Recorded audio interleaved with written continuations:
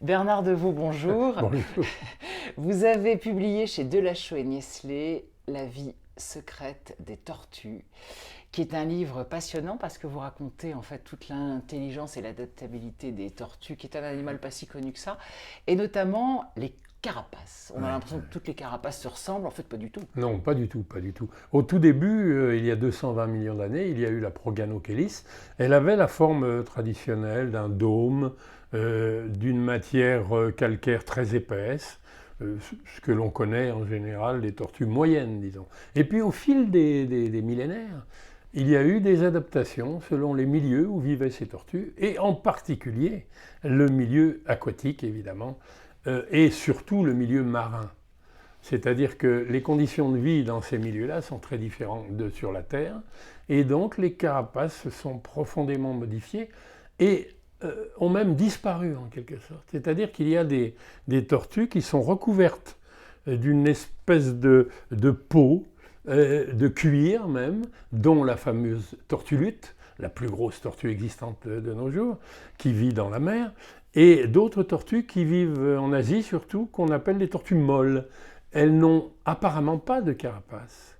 Mais en réalité, cette peau est superficielle et recouvre des nodules osseux qui sont dessous et qui sont des restes de l'ancienne carapace. Il y a donc eu un abandon du dôme principal, dur comme on connaît, pour un épiderme beaucoup plus soyeux, beaucoup plus souple, et cela leur permet de supporter des pressions considérables, par exemple en haute mer, et la tortue lutte est la tortue qui plonge le plus profondément sous les océans.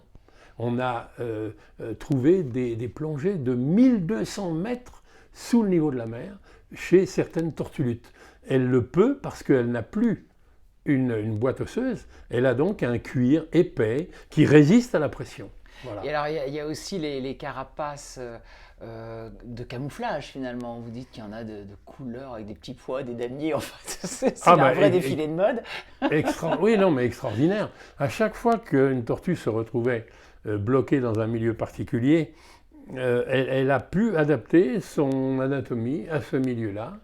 Et elle a pris des couleurs phénoménales, comme certaines tortues qui vivent en Malaisie, par exemple, qui prennent des couleurs rouges au moment de l'accouplement, parce qu'évidemment, les couleurs, c'est souvent une sélection sexuelle. Hein, vous savez, les mâles se couvrent de couleurs attrayantes pour attirer les femelles. Voilà. Donc, on a toutes sortes de différences anatomiques comme cela, dont la fameuse tortue crêpe de Tanzanie, qui est devenue toute plate également. Vous voyez, voilà. Des adaptations, toujours. Extraordinaire, merci.